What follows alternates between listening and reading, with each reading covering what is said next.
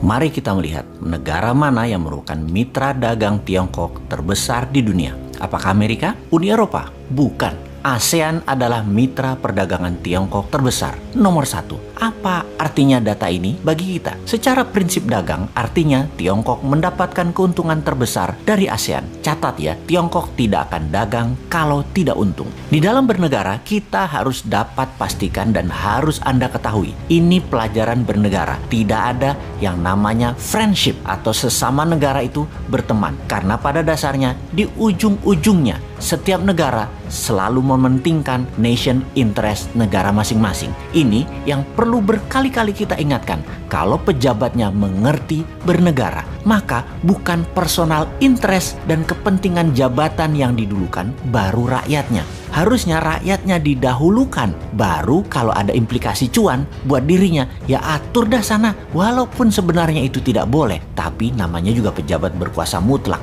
Bisalah diatur oleh mereka untuk mereka dapat sesuatu di zaman old mind begini. Beda nanti pada saat zaman new mind-nya menjabat. Ya total pejabatnya abdi masyarakat. Bener deh, jangan seperti negara tetangga. Keuntungan pejabatnya didulukan, baru dibangun narasi nasionalismenya. Jadi negara tetangga itu punya strategi berkuasa dan mengelola negara untuk kepentingan sedikit orang, yaitu dirinya dan kelompoknya, terutama oligarki yang mendukung mereka. Bener deh, baru pertama kali di dunia ada bernegara itu dibangun dengan kekuatan narasi saja. Bahkan ada seorang menteri di negara tetangga tersebut membangun narasinya begini. Ketika Amerika datang ke mereka, pejabat Amerika itu berkata betapa jeleknya komunis Tiongkok dan strategi negara Tiongkok kepada banyak negara. Kalian, negara tetangga tersebut ya maksudnya, harus selalu bersama Amerika. Tapi begitu Amerika balik ke negaranya, gak ada apa-apa yang dikasih sama Amerika ke negara tersebut. Sementara dengan Tiongkok, Tiongkok berkata, kamu ke Tiongkok saja. Sepertinya kalian tuh perlu banyak jembatan, pelabuhan, jalan tol, bandara, kereta api.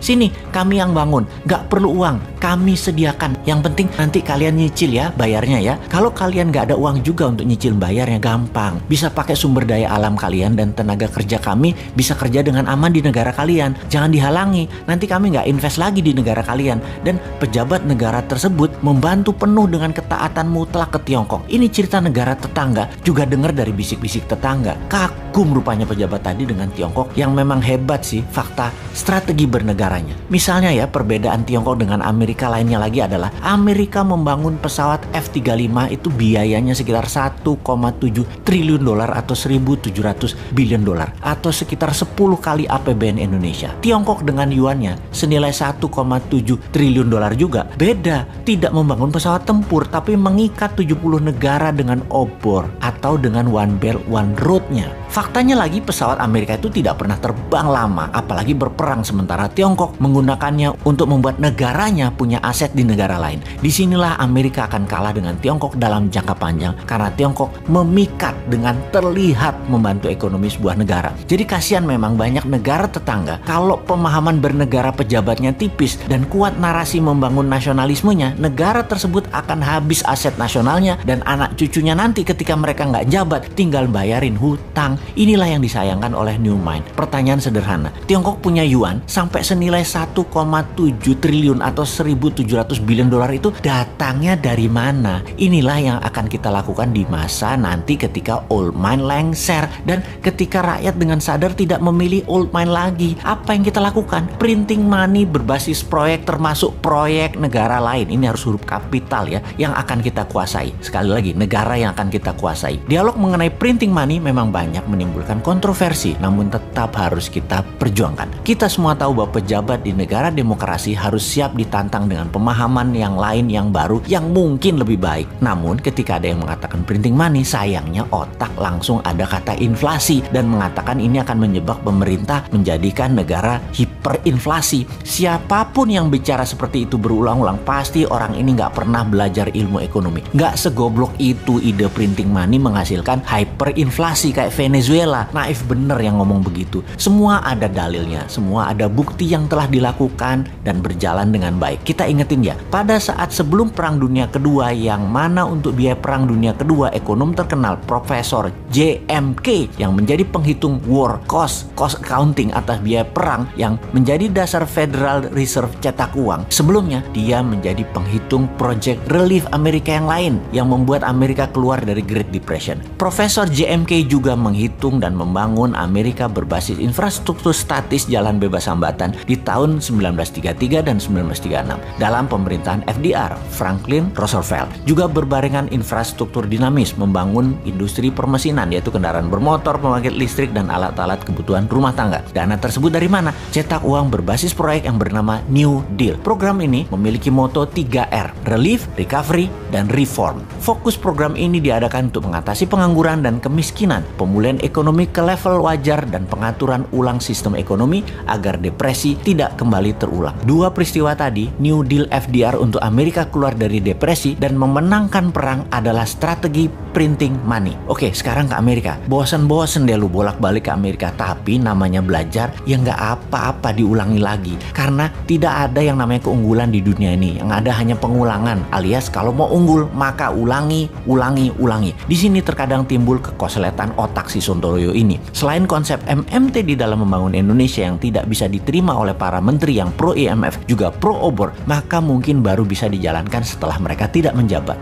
New Mind sangat menyayangkan ketidakberanian mereka saat ini, mengingat mereka masih 3 tahun lagi berkuasa. Terlambatnya Indonesia untuk tidak miring ke Tiongkok dan berdikari, sungguh hal ini membuang-buang waktu Indonesia selama 3 tahun ke depan. Belum bisa mulai untuk menjadi negara terbesar di dunia. Atau mungkin mereka memang tidak mau dicatat sejarah sebagai pejuang kedaulatan Indonesia berikutnya. Mereka maunya dicatat sebagai orang yang manut dengan IMF dan obor Tiongkok. Ya, nggak apa-apa juga, nama juga pilihan hidup kok. Oke. Jadi, ada baiknya kita ambil program New Deal ala Amerika ini untuk Indonesia. Kita akan printing money untuk membangun seperti apa yang Amerika lakukan tahun 33 sampai tahun 42, seperti Tiongkok bangun tahun 89 sampai 2009, ditambah lagi kita adopsi New Deal-nya Stephanie Kelton untuk yang punya konsep printing money ini. Apa konsepnya? MMT-nya New Mind ada SWF, printing money, TINA, Tiara, dan sekarang ditambah Green MMT. Kita perang dengan perusak alam serta perang dengan globalis yang menggunakan virus. Jadi kita akan membela kesehatan dunia. Kita akan pimpin dunia untuk lingkungan hidup, kesehatan, atau pro-life strategi. Ini pasti dilawan keras oleh globalis cabal yang anti-life, tidak pro-life. Cabalis mendukung nuklir, uranium, fosil oil, batu bara, virus COVID yang meluas dan merusak lingkungan lainnya, termasuk perang bedil-bedilan seperti yang terjadi di Timur Tengah saat ini. Jadi kembali ke printing money. Masih bilang inflasi, tak tutup endasmu. Hai, kamu tahu nggak sih? Pakai Dinaran, kalian bisa beli emas dengan biaya 10.000 aja loh. Kamu bisa transaksi emas dengan sistem digital jauh lebih mudah. Beli emas, belanjakan emas, ambil emas, beri atau transaksi emas bisa dimanapun kalian lakukan. Selain itu, rupiahmu jauh lebih aman dengan underlying emas tanpa takut berkurang dan cenderung naik setiap waktunya. Di Dinaran, setiap rupiahmu bernilai emas. Jadi, download Dinaran sekarang juga.